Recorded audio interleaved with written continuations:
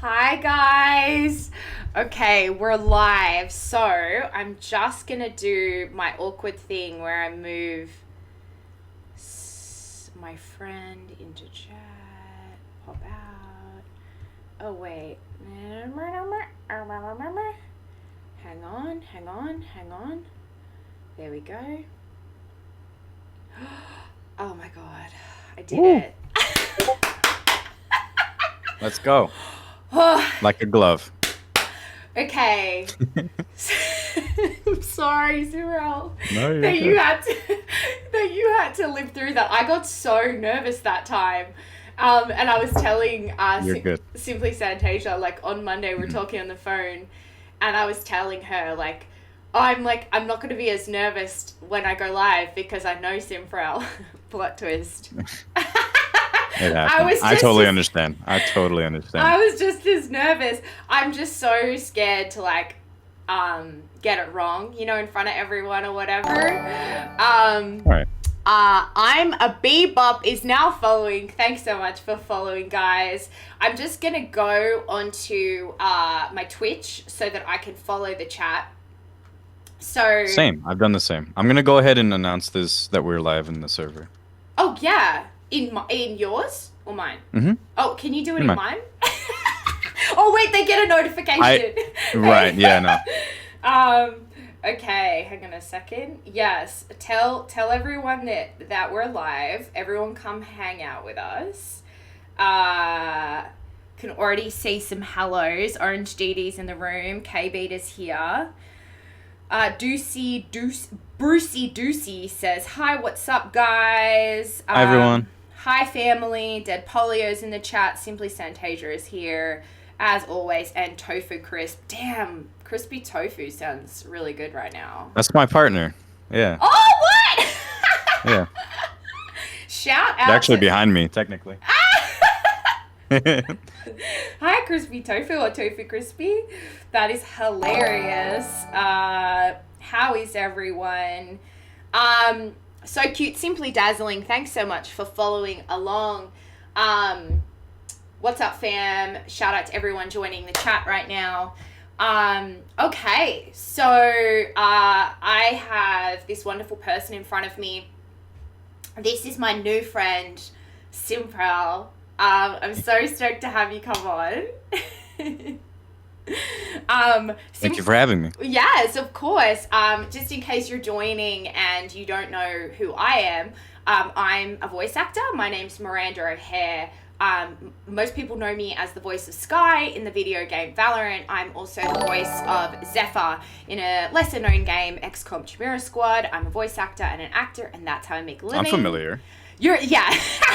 I played that game. CYNPREL knows who I am, thank God. And we have Woo Master has just followed, so I really appreciate that, guys. Feel free to follow me, follow CYNPREL, follow whoever. So CYNPREL's real name is Annie. CYNPREL's pronouns are they, them.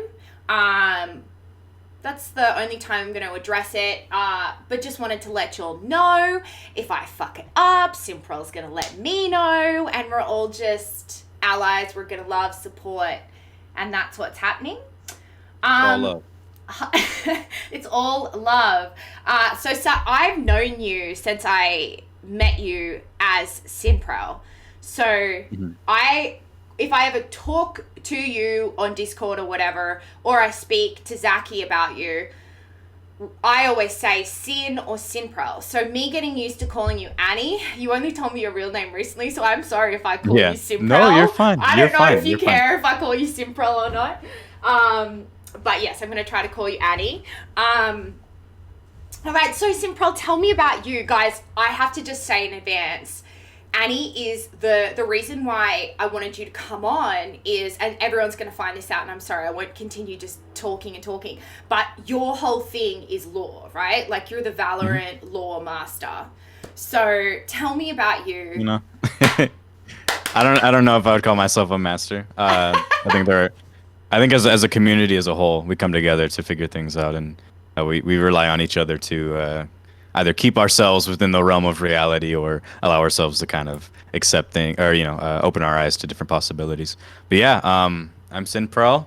My real name is Annie. I make lore content on Valorant, and honestly, that's a very recent thing for me. Oh, it This all is? started. Yeah, I was not a content creator technically until fairly recently. I wasn't actually putting out anything onto YouTube or onto TikTok. I was active on Twitter, but the lines of like whether or not that's content creation is kind of blurred, right? Because it's really just commentary. Yeah, Um, yeah. so, um, but my primary function, I guess, within the community is owning the Valorant Lore and Art Discord server, um, which started during the closed beta last year, so April. So yeah, we're well over a year old now, and really all of my effort went into that in the beginning, and I did not expect to get to this point. Unlike some of my peers, I really don't have a whole lot of experience being an online figure or making content or even running a community. That's completely new to me. I just kind of tossed myself into it and figured it out as I went. And I have many great friends to attribute my successes to. That taught me things along the way. And my partner, a great friend Avarice in the beginning, who helped me out. Zaki is helping me out with content creation so very much. Um, and really everyone in the community, down to the person who's only ever said something once. They're all really important to me. I appreciate them so much for being a part of the community, and supporting each other and me. But yeah, this started back in April. I played Valorant as a fan of competitive shooters, and I did not expect to find a love for its narrative, and that's only because the competitive shooter space is not very well known for its complex narratives. And I'm really just Right. comparing this to something like Rainbow Six Siege or really CS:GO, right? CS:GO is the game that is probably the best parallel to Valorant, but CS:GO has close to no story whatsoever, right? Um, and so getting into Valorant, being a writer and a creative, I immediately recognized what they were doing with the narrative and the environmental storytelling, and I got super excited to just kind of like show, compile it all and start talking about it. And then I got the idea to create a space, being the Discord server, to allow people to come together and kind of discuss their ideas and their theories. And a lot of stuff has happened along the way. I've been through many trials and tribulations, so many challenges. I've had days where I've wanted to quit and run away, and I've had days where I was very proud and of how far I've come and the fact that I've gotten here in one piece, or at least I think I'm in one piece. Um, but yeah, and we're here now, and I'm talking to you, which is an amazing opportunity in and of itself. Oh, it's an amazing opportunity for me to speak to you. I think that something that I found really interesting from doing these interviews, which I've only been doing for like, I don't know, 6 weeks or something, but I found it so interesting how many people, like myself, are new to Valorant. I mean, Valorant's a new game. Mhm. And also, it's an ever changing game, but it's also really interesting because it's obviously a first person tactical shooter game, but it's got this really expansive narrative and story behind it, and they've put so much thought into it. And I mean, I don't know, this is probably a stupid question, but like, do you think that was from Riot's perspective, like that was intentional? Do you think that they were like, oh, we're gonna make it, this is what the community wants? So I have quite a few different theories as to why Riot decided to do all of this, right? And first and foremost, they're a business, and we kind of have to respect we kind of have to respect the reality of a business, right? They're there um, to function as a business, and they want to promote things that are going to benefit them in the long run. And so, what a narrative in a tax shooter kind of allows them to do is open up possibilities well into the future. And really, you can grab a very close reference, which is League, right? League started out as a competitive game, and with time they developed these characters and the world behind the characters, and now League has a following just for these characters in the world, right? There are people who enjoy League content who don't actually play the game, And what that empowers them to do as a company is to create different media based off of that single IP. And now we have, this League Netflix series coming out, Arcane. We have spin-off games. We have, all different forms of media. People are buying merch. People are buying this and that. And that all stems from building a narrative, right? And so, essentially, from a business point of view, that's what they're doing with Valorant's narrative, right? They're investing in their future, which will allow them to kind of expand on things once they have established, a following for these characters and for this narrative.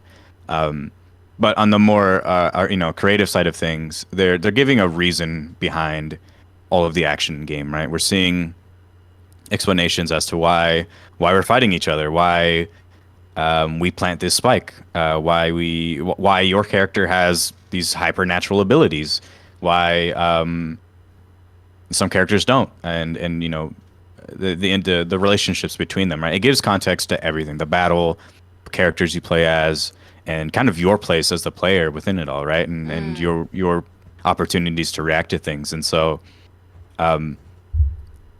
it's incredible. It's incredible. And obviously, and I can speak for a lot of people in the Discord server that don't even play the game, but they follow the lore, right? Just because it is its own element, right? And so it can stand on its own, and that's just a testament to the writing skills of the team. Yeah. No, they're so clever. Yeah, it's interesting. Like, this is a weird question, but do you get into like movies? Like, I know you really like horror movies, but do you feel like, did it start there? Like, how do you get an interest in this specific narrative thing? Yeah, like, how did that start? Okay. Yeah, so I have been I call myself a writer just for ease of explanation, but I'm very much a storyteller. If you asked me to provide a sort of like portfolio of my writing, I really wouldn't have a whole lot to share. I do a lot of writing, but nothing that I guess would qualify as something that I would put in a portfolio. Oh yeah, but, trust me, I get it. Yeah, so, but primarily, I've always been a storyteller, right? I've always enjoyed creating, world building and creating worlds and characters, and really just all within my mind, right? And this can be something as simple as kind of like having a discussion with a coworker and leading them to believe something that isn't true, right? It's kind of like the game where you provide one truth or two truths and one lie, right? And you allow your audience or the person you're speaking to try to guess which one's the lie, right? I love stuff like that, right? I love creating stories and just kind of like bending an audience into a direction that allows them to enjoy whatever I'm putting on their table. And so I don't really have a lot of opportunities to do that. I work at a coffee shop in real life, so there's not many opportunities to write narratives, but I do as much as I can whenever I can. And so when Valorant came around, it was really just second nature, right? I just really wanted to collect it. It was exciting to collect the details of the world and the environment and kind of piecing things together for. Honestly, I just did it for the fun of it, right? I didn't think I would be a news source, right, for people wanting to catch up on lore. I didn't think I would be a community leader in this Discord server. I didn't think any of this would happen, but I guess the cards just kind of fell with respect to my interest, and I guess that makes sense. Yeah, no, totally. And if you're naturally interested in something, it's just not hard to keep up with it, is it? You know what I mean? Yeah. Like, you just are interested in it. I'm like, I love celebrity gossip, and I could tell you like anything about celebrities. Like, I just follow those stories. Like, I've always been that way. And people are like, how do you know this? Like, people will say, how do you know this about whatever? And I'll be like, I don't know, I just do. And it's probably the same for you. Just like, I just find it interesting. Right. Yeah. And it's really is second nature, right? You don't have to have, I'm sure if we went onto your computer, you wouldn't have documents upon documents collecting information about celebrities. It's just on your mind. Yeah. Yeah. And it's that's just, really... it comes up on your YouTube and your TikTok, because it's like Those are Exactly. your interests, Yeah. and so your Your world. algorithms start molding to Yes, your interest. Yeah. Yeah. And so absolutely. Yeah, yeah, 100%. you naturally fall into stuff like that, right? Especially when you've been essentially given a platform to do so, and I just have my supporters to thank for that. So, Yes, um, yes. yeah. Shout out to June Gloom that has followed. So tell me how you got into gaming. Also, if you're wondering why I'm looking over here, I have a laptop here and then I have my phone here, just for you and the viewers that are thinking, That like, makes sense. where is Yeah. this bitch looking? That's why I'm No, looking you're at good. You're totally fine.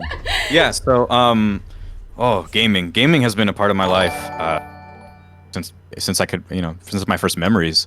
Um, Thankfully, my family was very much into video games. So my mom still plays video games to this day. I play Valorant with her actually on What? occasion. Yeah. Damn. All right, go All of my mom. siblings. Yeah. Even my extended family.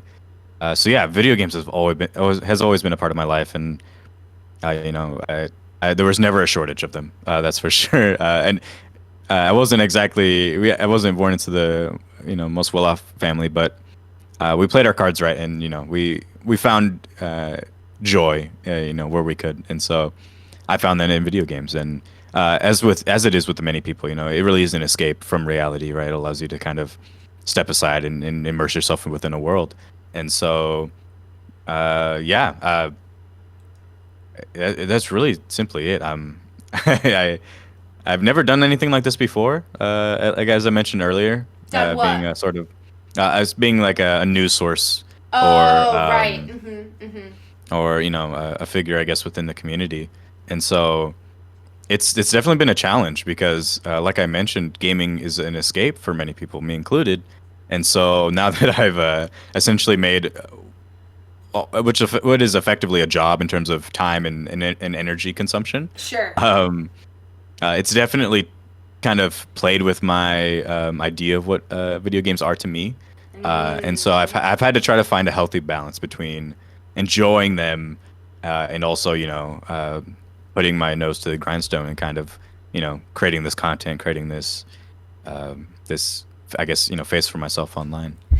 Yeah, it's so tough when you take like a passion and then it becomes somewhat of a job, because I feel that way. I mean, it's not the same thing, but like I can't really watch an actor's performance and disconnect from it totally, or not pay attention to the scripting of something, Hmm. because I'm imagining auditioning for it. I'm imagining if I could play that role. I'm thinking about their choices. I'm like, I Yeah. feel like it's hard to turn that part of your brain off, which is, I guess, an analytical part of your brain, or if, Yeah. you know, Absolutely. Yeah. and you want to enjoy the experience. But I think something like this, and I feel this way with Zaki a lot. Like, I think that in your life, there you do certain things, you do this and it gets you here, and then this and then it gets you here. Like, I feel like the reason why I enjoy streaming on Twitch and I'm confident to stream on Twitch is because I had a podcast for 18 months. And then previous to the podcast, I was writing for something called LA Casting. I was writing Hmm. content for them, and I was helping actors in the community and sort of providing like mental health support, talking about, coping with, all the challenges of just the sheer amount of rejection and pain that you go through as a creative person. And so, like, all of these things have led me to this point, and then, like, this will inform the next thing that I do. I really, truly believe that to be true of life. So I think that that will be the same for you. Like, this will lead to you doing something potentially career-wise, or it'll just connect you with certain people that will help you to move to the next phase of your life. Right. Yeah. I definitely have that in mind. I'm actually actively looking for a job as a community manager, just because I've been in the food service industry for too long for my liking. So, Sure. um, I'm looking for an out, so to say, but also, these things I'm passionate about them. I do love writing, and that's really kind of my end goal. I do want to create things, and I want to, um, especially within the video game industry, just because it's such a thriving and growing industry, and there are Mm. so many opportunities for a writer within it. Um, but short term, I've really come to enjoy community management, and I really enjoy interacting with people, and sort of being a support system and creating a support system, for a community. And so yeah, I'm out there applying for positions and whatnot. I'm doing what I can. So I'm very cognizant of the opportunities, you know, ahead of me as I do these things. And it's really awesome and admirable what you were doing with the LA casting group, right, where you were kind of providing resources for people that needed it. That's awesome.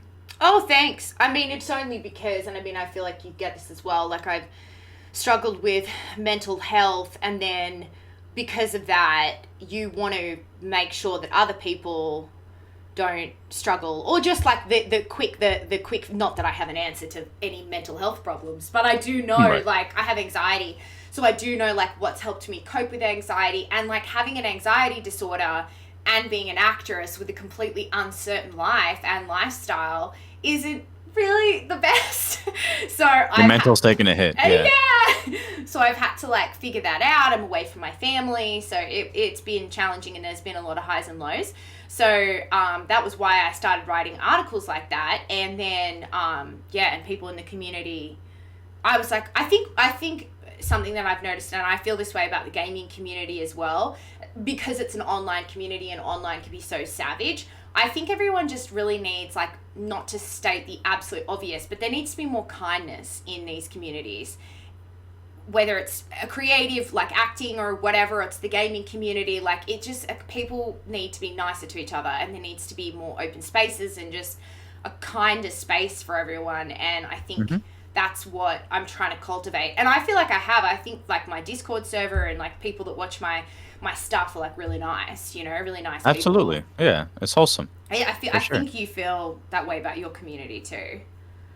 I try my best to make it as acceptable as possible, and I've really come into an interesting, I guess, intersection where I'm patient, you know, and I want people to have the opportunity to grow as individuals, but I also want to make sure that space is comfortable for those that are already accepting of others, right?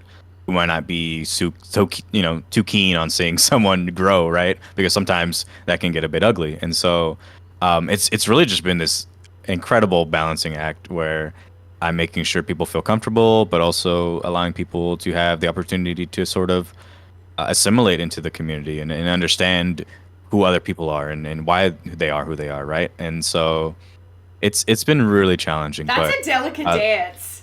It really is, and it, you know, it's had its fair share of stressful moments and you know, challenges, but it's nowhere near perfect. But I try every day to make sure that, you know, we're at the very least headed in that direction, you know. Okay, so I want to talk to you more about that, but I have some questions that I want to ask you first. So obviously, I want to talk to you about your community and your streaming. First, I just want to say, okay, so I'm going to speed fire some questions to you. So Sounds we good. talked about your career, what your career goals are. So do you stream on Twitch, right? Yeah, not nearly as much as I should, but I do. Okay, Yes. okay. So your main thing is the server. I know that. And you stream, and when you stream, are you playing, or are you talking to people about lore? So I do a bit of both, actually. Okay. Given the fact that Valorant's narrative team is quite small, really realistically at this point in time, it's really just two people. Technically one, if you want to really get down to specifics. So lore comes at us very little, understandably, right? And the format that it's delivered in, right, which is this mystery box approach, as they call it, doesn't allow you to kind of get on and talk about it every day. Well, you know, at least without losing your mind. And that's why I give a lot of props to Zaki, because he's there very consistently putting together videos. I think Zaki might have lost his mind, though. Yeah, no. As I'm sure. As I'm sure he would agree with, right? He's essentially watching. trying. I know he's watching. He's extrapolating as much as he can. Right? Oh my god. And, well, that's the thing, and that's what we all talk about is, you know, I've had conversations with him about lore, and I know how hard it is to continue on when there's not always. Sometimes we won't see anything for a month, and so how do you put out consistent lore videos? And that's why Zaki's playing it safe, right? He's got other news going on. He's got esports news, gameplay news. Yeah, he's not primarily just that. Yeah, totally. And I'm super interested in that stuff, but I just don't think I don't feel the need to report on it. I'd rather just stick with lore. So as far as my streams go, it really is just gameplay, and then as soon as we do have something to speak about, I will definitely do a lore stream, and that's actually really the only time I'll advertise myself within the community, my community. I always try to make the distinction, right? I say it's my community just because that's the easiest way to reference it, but it really is.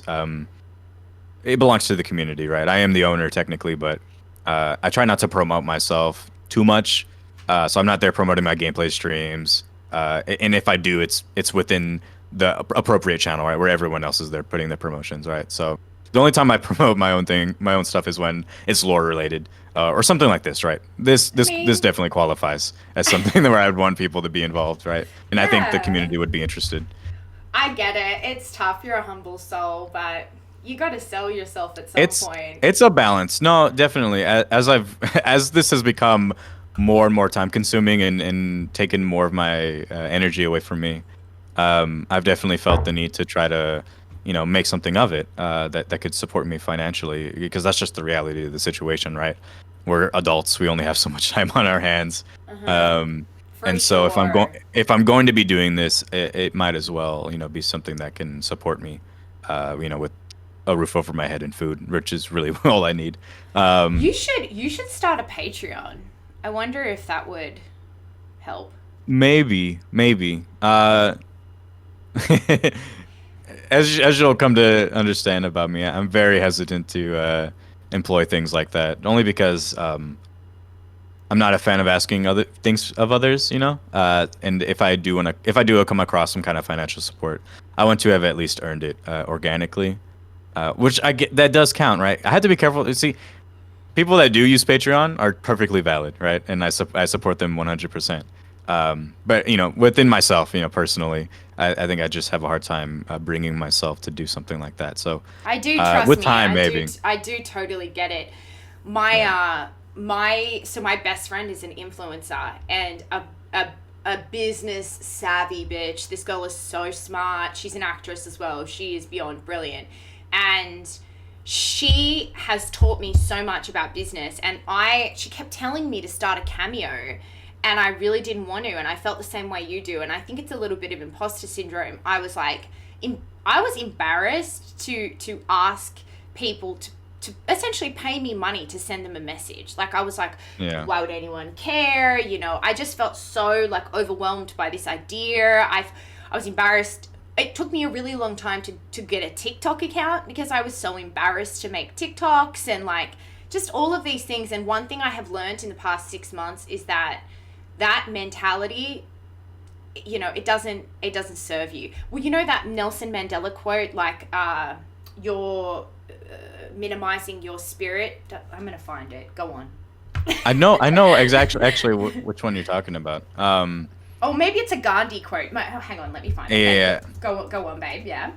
But yeah, things of that nature really do require sort of, coming to grips with yourself and kind of having a discussion within yourself about your worth, and also if what you're providing, I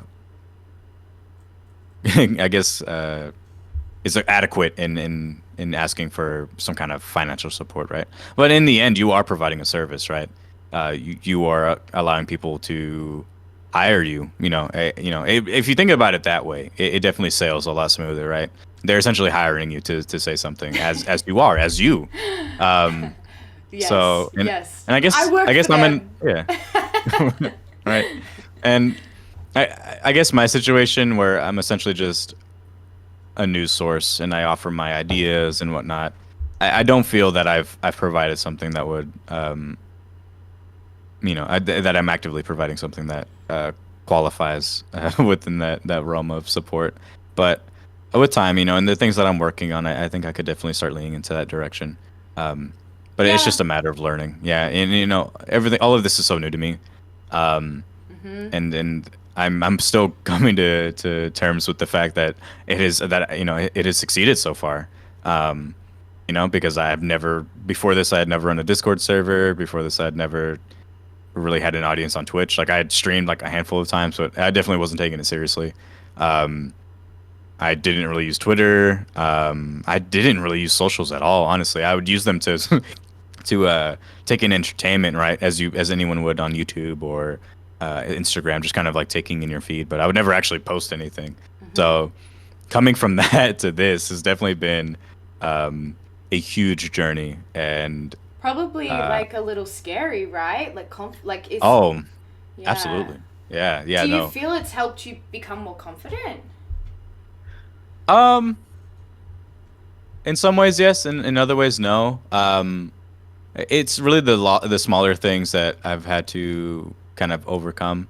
Uh, but in terms of like communication and speaking with people, I think that's always been a skill set that I've had. I think it's just on this scale, right? That's made the difference, because I can have a really great heart to heart with people on a interpersonal level, and I can help them move through situations and whatnot. And but when it comes to supporting over 3,500 people, it's a different story, right? And you can't exactly devote yourself to supporting each one as an individual. And try as I may, it's just not the reality of our form, as humans.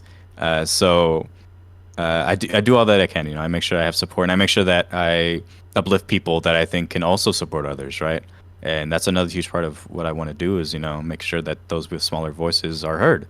And I try to reflect that in everything that I do, regardless of the platform, regardless of the form of content. I always want to uplift others. So That's great. I feel the same way.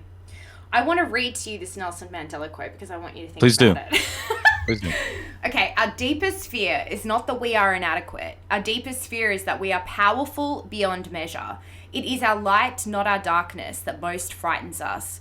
We ask ourselves, who am I to be brilliant, gorgeous, talented, and fabulous? Actually, who are you not to be? You are a child of God, and your playing small doesn't serve the world. Yeah, that's powerful. Yeah, absolutely, right? Yeah, and it's true. And that's definitely something that has come across my mind, as I've found myself in situations where I go, I could just run away and, stop doing this and, go back to what I was doing before. But what would I be providing then, And I love providing for a community, for people, for individuals. And so the fact that I get to do that is really what keeps me going. Especially, because there have been some moments this past year that have brought me to the most extreme end of the spectrum of stress, right? I've had days where I was shaking uncontrollably, calling out of work because I couldn't speak, I couldn't move, right? Oh my God, why? There's some oh, you don't have to tell me. They're long stories. Yeah, they're long stories. Is it server related or just like the world in general related?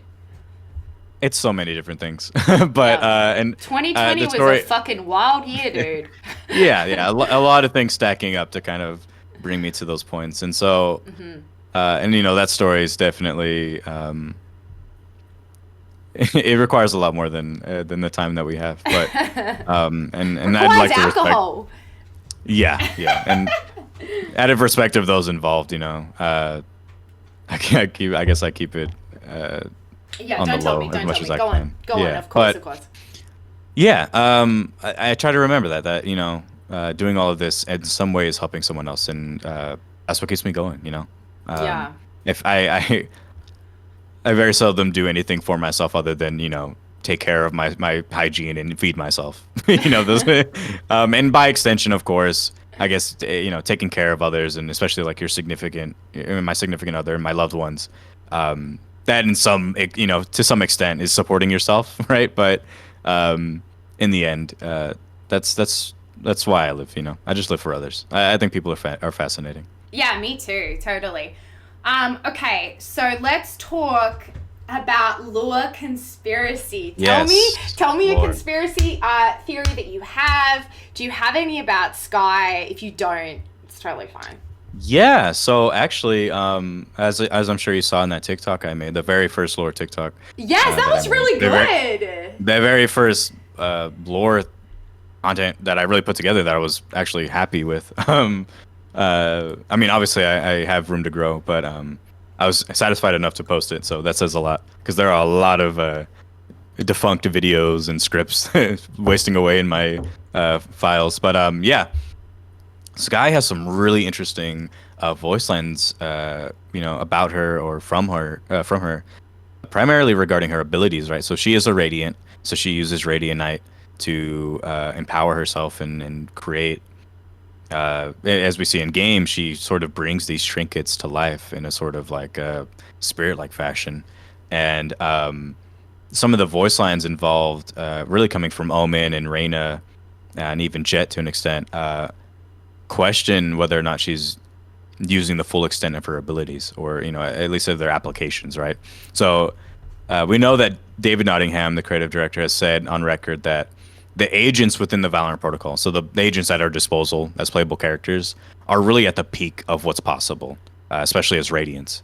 But these lines seem to imply that, right, Sky has a lot more going on than she's exhibiting. But so that's why I raised the question that maybe there are more applications to our abilities that she doesn't take advantage of, simply because they might be unethical or unsafe, or something of that, something within that realm. And so immediately some of the ideas that come to mind are, like necromancy, like bringing people back to life, kind of like what's Sage does. But knowing that their abilities are different, maybe Sky's doesn't exactly work that way. Or it could be something like genetic manipulation, right? Maybe she can give a shark legs, right, and have it walk on land. And so those ideas are kind of what. Did you say this to David? Have you said any of this? Didn't you interview him? I did. Yeah. Yeah. So the time I've had with David, mano y mano, I guess, is very few and far in between, right? He's a very busy individual, and I've only had a handful of scenarios where I could bring something like that up. And when I do speak with him, I really get overwhelmed, because there are so many things that I can talk to him about, right? And you want him, and you're like, I honestly could have, and this extends beyond lore. I know that David is very musically inclined, and as a writer and a creative, I think we could talk for a very long time, but obviously that time does not exist. And so I haven't had a chance actually to talk to David about that, but I know the writers are in the server, right? We have quite a few devs in the server, and they keep, they keep tabs. Yeah, they keep tabs on what's going on. Do you think that they're like checking if you'll like get stuff, or like what do you think? Yes. So they've actually, I mean, they've opened up about that, and they're like, yeah, David follows me on Twitter. Joe, the other writer, I don't want to mispronounce his last name, but I think it's Keeleen. Okay.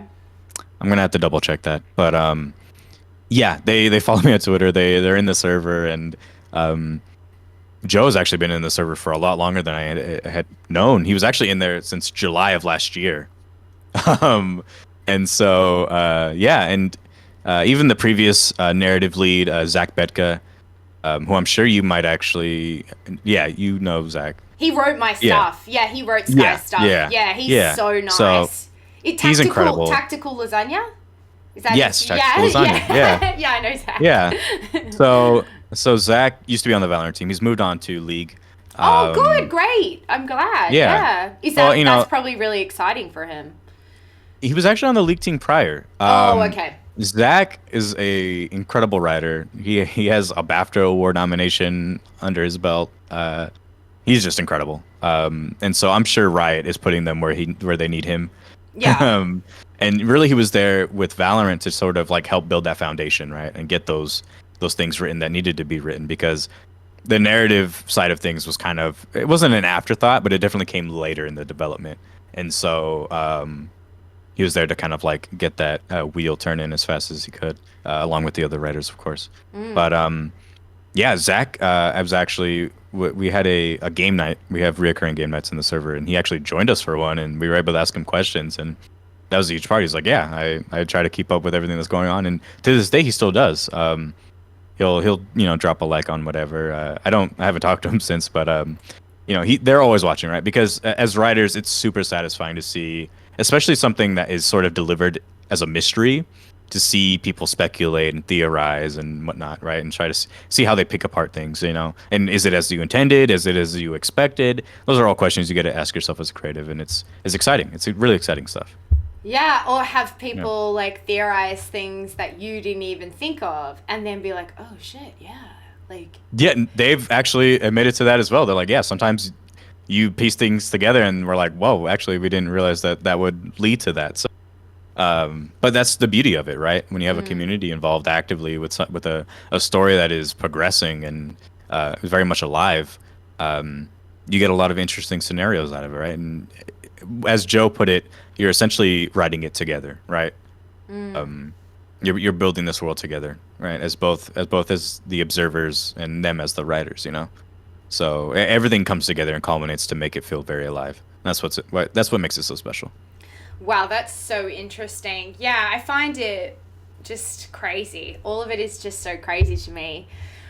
Okay, so you've told me like your potential conspiracy theory about Skye. Do you have any other conspiracy theories about any other characters that we should know? Oh, I have so many. I know. I'm thinking that's like such a big question. You can just pick your favorite if you want, or your favorite character, and give me whatever your favorite. Oh, so here's something that's really interesting that many people actually don't pick up, but as time has gone on, there have been a lot more people to pick it up. But each agent being a part of the VALORANT protocol has a sort of ID number assigned to them. And we've found these through the in-game player cards and actually through the Spotify playlist. There are some inconsistency with the numbers in marketing, because there is a order in which they release, and then there's the order in which they've joined the VALORANT protocol canonically. So you're kind of dealing with like the reality of marketing and the reality of the narrative, and it kind of messes things up a bit sometimes. But foundationally, the characters have all joined at some point, and so they're assigned a number that goes up. And so Brimstone and Viper, right, are VALORANT Protocol 1 and VALORANT Protocol Agent 2, right? And so each agent has a number assigned to them. Skye is 14? 15? Forgive me. I try my best to remember these, but as they add more agents, it becomes more difficult to do so. Yeah. Skye is 14, yeah. Skye is 14, so I was right. So she was the 14th member to join. Well, so what's really interesting is that you'll notice that when Yoru was being released, he was advertised as just 14, right? Agent 14, because he was the 14th agent to be released within the game. But technically, he's the 15th agent to join the protocol. And what that means is essentially that there is a member of the VALORANT protocol that is not known to us. And we actually know which number they are, and that's VALORANT Protocol Agent 8. They're a huge mystery. We don't know anything about them other than the fact we don't know. Yeah, they're just a mystery, right? It's a sort of hole in the pattern, right? In this puzzle, so to say. We only know that they're alive. That's the only bit of knowledge that we have. Ooh, and that's creepy. I have goosebumps. It's really interesting, right? And so it's what makes it even more interesting is that, there's such a foundational part of the protocol, right? Our newer agents are, 15, 14, 16, right? They're coming in later into the game, but this is someone that has been around for quite some time chronologically. And so we have all kinds of theories about who they are, but really nothing concrete, just because it's such a mystery. But intentionally so. All right. Yeah. I want to talk to you separately because we only have so much time, but I want to talk to you separately. Yeah. You have to come back on, actually. Okay. I would love to. Come back on another day. Yes. I would love to. Because I want to ask you, and we don't have time for this today, purely because after this I have to go to an audition, and I could talk to you forever. But I want to talk to you about Cypher and Omen. Cypher and Omen, yeah, right? And you pick those up because they're the most mysterious, right? They have their faces concealed. Well, Omen doesn't really exactly resemble, it doesn't have a face that resembles a human face. No, at least from what we can see in game. I just they fucking blow my mind. Who do you know this? Who has the lowest pick rate right now in esports? Is it Who is it? Probably Yoru. I think it's Yoru. It's probably just because he's the newest, huh? Actually, his kit is just a little weak right now. Okay. It just doesn't have a whole lot of applications, and where it could be applicable, it just doesn't perform very well. And so they're actively uh, buffing him to try to make him more prominent within the esports scene and really just the competitive scene in general. But yeah, Okay. yeah, Yoro's on the weaker end. Yeah. I wonder because I know it was me, and then I think they made me slightly better, and she's been doing a little bit better in esports. So, yeah. Yeah, no, Sky has a lot of application. Absolutely, and I think as we're going to see more balance changes come and go, and with time, some agents will rise to the to prominence within the competitive scene, and some will fall down, right? And that's just kind of the beauty of a meta, right? Where certain things are just working better than others, Yeah, for sure, for sure. It's dynamic. That's just me asking out of interest. Okay, Yeah. so you've talked about lore, so I want to move into, we've talked about your community. So you identify within the LGBTQI plus community. So I wanted to talk to you about that and, your community, your server, and how that's all played out. I also wanted to ask you, and I guess this is probably a separate question, but, how can anyone who considers themselves an ally best, such as myself, best support, you and your community? Yeah. Yeah. So, being a part of the community is super important to me, and allowing people that are also part of that community a safe space to interact with others and play together is super important, right? Because if we're being honest, the gaming community, especially the competitive tac shooter community, is a bit toxic, right? And it's filled with people with some very archaic ways of thinking. And that's why I'm so open to the idea of people trying to grow and understand, who this community is and why we are who we are. That way they, in the future, right, they make better choices as to how they interact with these people. And, even within the comfort of their own home, when there's only them to speak to, they still feel within themselves that they understand why, people, why we are who we are, and learn to love us, as you do any other human. And so, that's super important to me. And I think, as an ally, all you have to do is just try to be empathetic. All you have to do is try to understand and listen. That's a huge part, is just listen and be there for them. Especially in this community when things get competitive and you're under stress, and you're playing this game, and sometimes your anger gets the best of you. To remember that everyone that you're playing with is human, and they have their own lives, they lead their own lives, and they're individuals, right? And you respect that, and it's really simple as that. It really is that simple. We're not asking you to go write a dissertation on the LGBTQIA plus community. We're just asking that, you're kind, right? That's all it comes down to, is empathy and kindness, understanding each other and moving forward and growing together. And understanding that these people are in the community, and that there has to be a place for them. Obviously, your community is a great place to start. Anyone who is looking for people to support them in the gaming community, because I'm I'm sure you know this, Annie, because you watch my streams, but that's why I started this Girl Gamers series, where I started interviewing female gamers, and also just women in the community. I have, hopefully, I'm waiting for approval, that I potentially have someone coming on next week that's, a woman in the gaming industry that's incredible. And, I just wanted to, I tell this story because I was, just, started to engage with the community once I had booked the role of Skye and she'd been released. And I called Zachy one day, and I was like, hey, Zachy, what are you doing, dude? He's like, hanging out. And I was like, is the gaming community really toxic? And he dead ass, just laughed. And I was like, because I was all of a sudden getting hate, and people were saying mean stuff to me, and it was not something I was familiar with. And, so for me, I was like, okay, what's, my small role in this community? How can I, help anyone, and you know, I always want women and whatever to feel seen and supported and stuff. So that's Yeah. it's I can kind of relate in that way. I want it to be a safe space.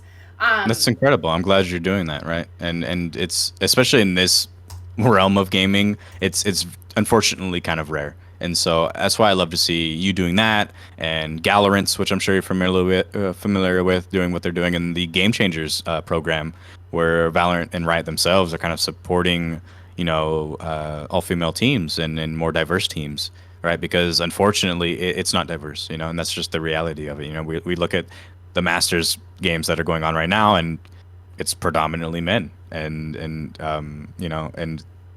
we want to see change, right? We want to see these other people who haven't had the chance to see it to have their voices heard or have their gameplay seen, to have that chance to sort of introduce themselves, right? And that comes in many ways, right? Because we have to both align the community with that idea and align them with that idea, right? Because it is scary. It's very scary. And so that's why I'm so glad to see all these programs and communities and people kind of come together to try to make it a part of the future, right? Yeah. Did you find that initially when, being someone in that community and like realizing that you were going to make this content and you were going to share that part of your life with an audience, essentially, was there some fear in that? You know what? No. Surprisingly, no. I am very much an introvert. I very much keep to myself, and but there's a part of me that's just very passionate about humanity as a whole, right? And playing a part in sort of something greater, right? And trying to make this world or a community or a person or a group of people more loving and accepting of others. That's if I could do that, I would have been happy with my life. So. It was never a question, right? I never stopped and went, oh, do I want to do this? I was just like, I want to do this, and then that did come with challenges. Sometimes I get anxious about my appearance or my voice or how people perceive me. Your voice is amazing. You have a great voice. I appreciate that, but when I'm playing in game, and I speak up, it's like, hey, what's up, dad, or some stuff like that. So oh, right. And that's fine because they're joking, but as someone that feels most comfortable and perceived as non-binary, those chances are very few and far in between, when I'm in game. So yeah, I know other people feel that same way, and so if I can provide something, if I can at least be a sort of representation of that community by simply playing the game or creating content, then yeah, I'll absolutely open myself up and allow my true self to be seen. Yeah. Do you have you experienced any negative comments or any trolling or anything like that? Oh yeah. I actually got a DM not too long ago telling me that I was mentally ill. And I said, yeah, I know. So, you just got to be cheeky with your responses to things. But yeah, I've definitely gotten my fair share of hate. You're mentally ill. You're like, Yeah, you're not wrong. Ask my therapist, baby. Exactly. So yeah, I mean, that's the beauty of it. And not everyone obviously has that ability to kind of brush things off. And so I'm glad I can sort of be that beacon against the darkness, so to say. And so I definitely run into hate, but nothing that has stopped me from pressing on. Yeah, I totally get it. I've had some death threats. I've only had a couple of death threats, but I've had like people telling me to kill myself, people saying things about my community, like all these things, or like, sexual messages and stuff. That's probably the main one I get, is the sexual messages. But I don't enjoy it. It's not like I like it, but I will say that it really doesn't affect me the way that it used to. It like seriously doesn't affect me. Like, I mean, I don't know if that's a good thing. Maybe I'm dead inside now, but I literally am just like. I mean, I think it has to happen, right? Your brain is at some point is like, I can't keep dealing with these negative emotions, so I'm just gonna try to move past it or make something positive of it. And so yeah, I mean, if you can get past that and continue to uplift others despite all of that, I think that's super admirable. And you know, and some people can't, and that's perfectly fine, right? Yeah. Oh, exactly. We If it's provide what hurting we your can. feelings, then that's Yeah, fucking valid. Yeah, that's exactly. a really good But point to make. that's why we're here to sort of like provide, you know, try to create a future where that won't happen, right? Where those people feel more comfortable to be themselves and, you know, interact with the community without the fear of, you know, dissenting opinions or, you know, anything awful like death threats or sexual, you know, harassment and things of that nature. And I think as well, and I don't know if this ever makes you feel any better, but it sometimes makes me feel better. So if you're a person watching this and you're getting hate in any capacity, I feel like oftentimes, and I'm talking like 99% of the time, I go and I look at these people's profiles and they don't have a profile picture up. And they have a name like user347, and I'm like, Yeah. you're not even like a person with the courage to show who you are. You're literally hiding behind your computer screen. And that's because they know they're wrong, right? And I mean, we could really get into the psychology behind that and what we can provide them, right, to get better. But that's a very in-depth conversation. No, totally. Okay, so interesting. We've touched on that. Oh, what do you think of the new tags that Twitch released? The LGBTQI tags? Yeah. I think all of that stuff really culminates in you know, providing more systems and more familiarity, right? It's normalizing it, right? When it's there, people get used to it, and that's really just like the first step, right? Is everyone getting used to the fact that we exist, right? And we are human. We just, you know, we are different in some capacity, and so you know, and we're unique. And so by Twitch providing something like that, essentially we're just moving towards more accessibility, right, for for people within the LGBTQIA plus community. And do you think sorry, go. Yeah. No, go ahead. My ideas were done. Do you think Twitch is doing enough? Oh, don't get me started. I think all companies with any kind of large platforms are most definitely not doing enough, right? Because there's always something more that they can do.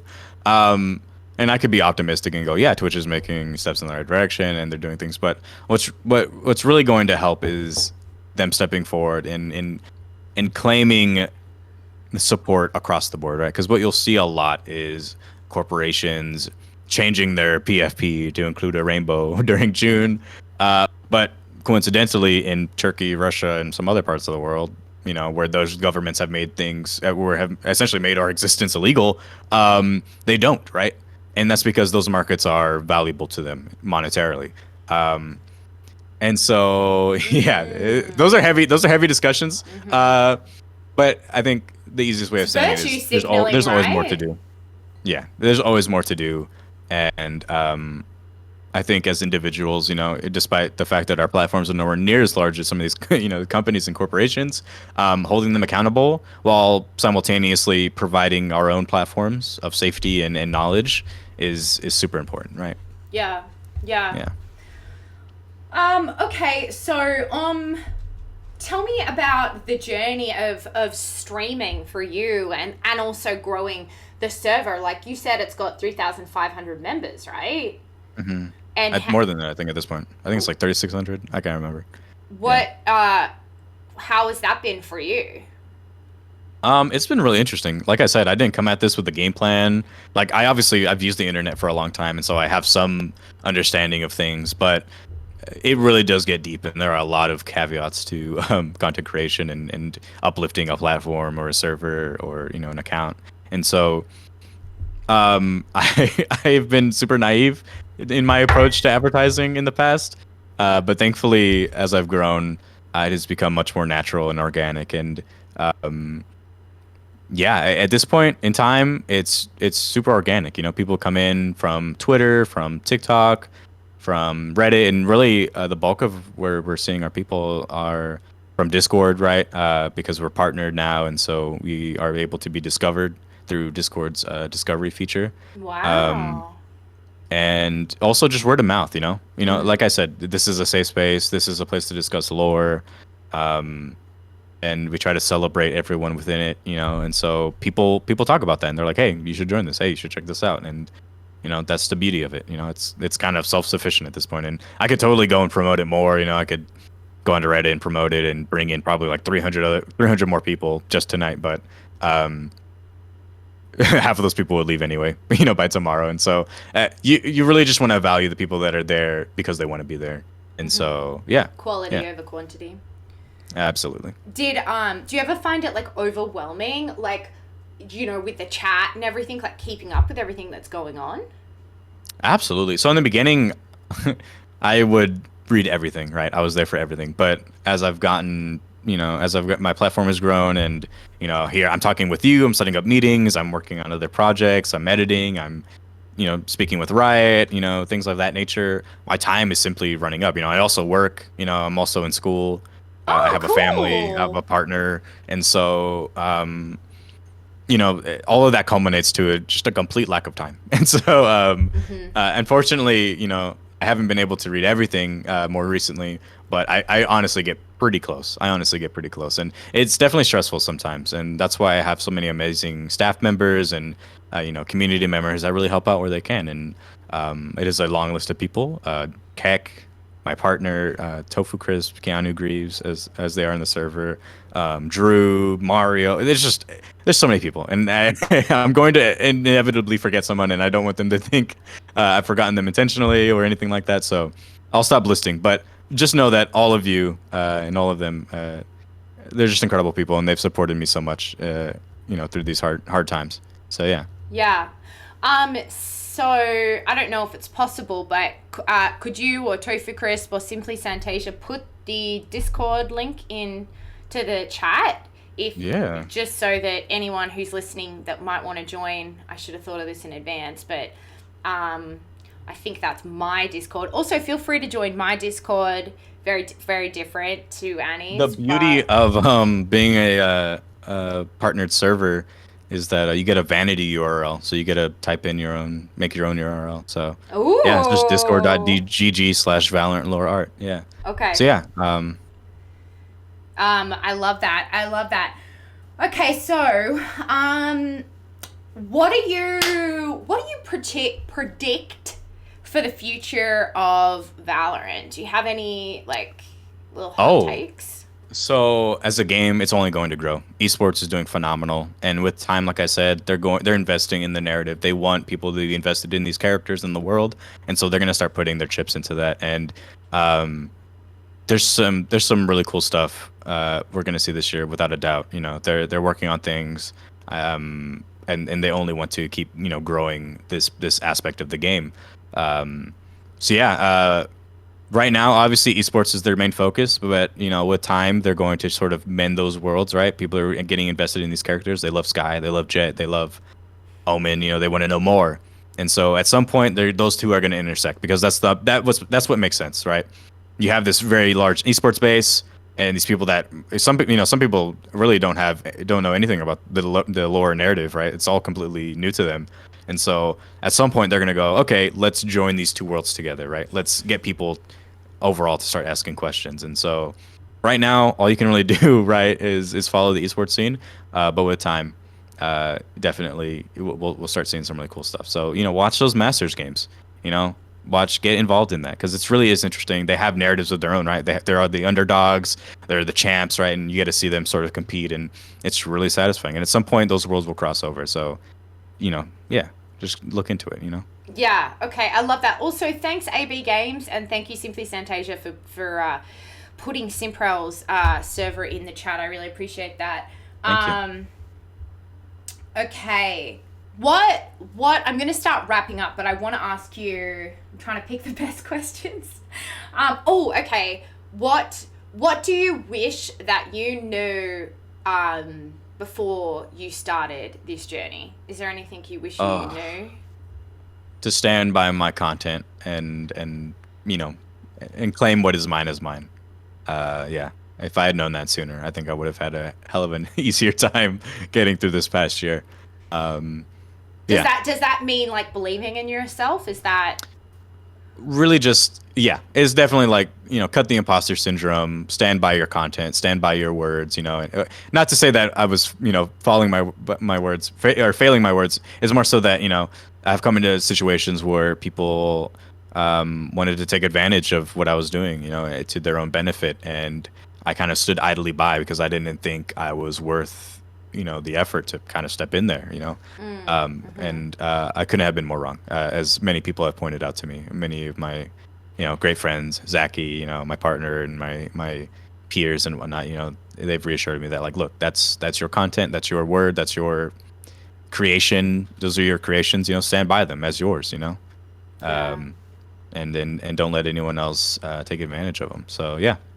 It's really just about believing in yourself, believing in your mission, what you're trying to do, and also like allowing yourself to change and grow. As I think the thing that I've learned about streaming is that you kind of start off doing one thing and then you keep doing that thing, but it's sort of, it shapeshifts, it becomes something else as well. And that's, and that's the beauty of it. It's dynamic because no one wants to be doing the same thing forever, Yeah, no, totally.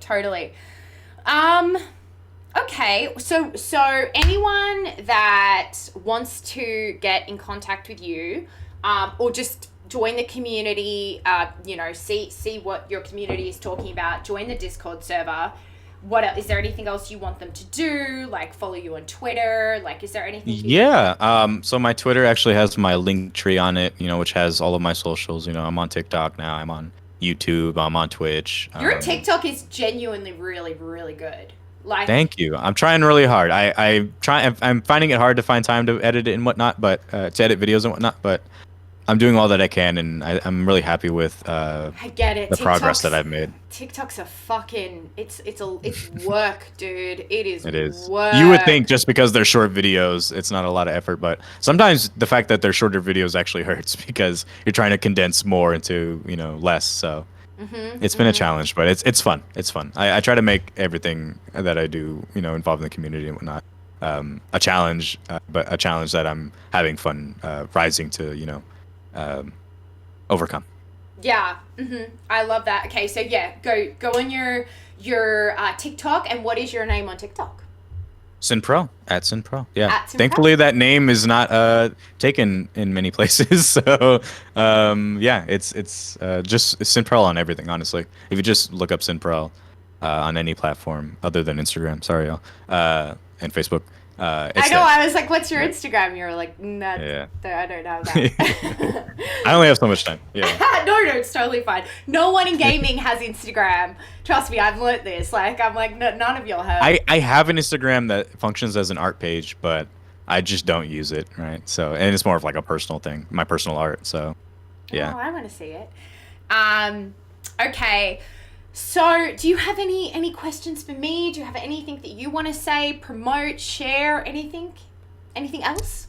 No, I just want to thank you for this opportunity and welcome me onto your stream and to your community, and I think what you're doing is great. I think what you're doing is phenomenal. You're bringing on all these people within the community, and and with time, it's only going to grow and get better, and what you're doing will be appreciated without it. I mean, it is, but obviously, with time, I hope that you get the recognition you deserve from Riot or from the greater, more general Valorant community. So yeah, keep doing what you're doing. It's phenomenal. Thank you so much. I'm here to support it. I try to retweet everything.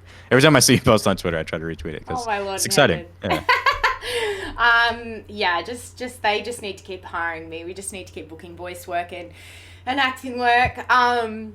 Okay, so I definitely want you to come back because I want to ask you some more specific questions, and I also have all these fucking questions in front of me that I didn't ask you, but that's okay. That's fine. I understand what that's like. Yeah, I totally understand.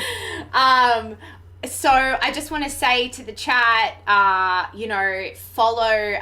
CYNPREL's on TikTok and join the server. Also, follow me on TikTok, follow me on Twitch if you haven't already. I have Cameo. I sort of have Twitter, but it's just, I don't tweet all the time, but my socials just came up in chat. I have some really exciting guests coming up on my stream. in the next few weeks. So I'm really excited for you guys to see who's coming. I can't wait to confirm the person next week. Yes, CYNPREL will be there. I want to thank Zachy for coming along. A huge shout out to my moderator, Simply Santasia. As always, I really appreciate you and everything you do for me. AB Games, Lessie Bear, if you're in chat, K Beta, Dead Polio, I love you all. You're the best. Huge shout out to you, Annie. Thank you so much for coming on my channel and for speaking to us. You're really precious. Yeah, anytime. Shout out to Crispy Tofu. Did I say the name right? Is it Crispy? It's Tofu Crisp. Oh, Tofu Crisp. I'm so sorry. It's okay. It's cute the way you've approximated it. I love that. Oh, Lord in heaven. We'll have a good laugh about that. All right, guys. Simply Santasia, you're going to raid someone. Sin, I am going to send you a message on Discord. I'm going to end the stream now, guys. Sending you so much love. Everyone have a fantastic day. Oh, want to raid everyone. Johnny? I do want to raid Johnny. Johnny's hot. Raid Johnny. Oh, my goodness. It's like that, huh? It's like that. All right, bye, guys. Bye. Bye. Oh, my cat just woke up. Hi, Sin. Hang on, I'm always like never sure if I ended it correctly. Did I end it? Right, we're rating Johnny, so yeah. Right, yeah. Okay, it should take me over. Okay, it's Is this the Johnny Cruz? Oh my goodness. Well, I would agree. He is quite beautiful. So He's dreamy. A beautiful human being. So dreamy. All right, Sin. Hi, Bobby. How do you feel? Do you feel good? Yeah, thanks. Yeah, no, that was great. Thankfully, it's not my first time.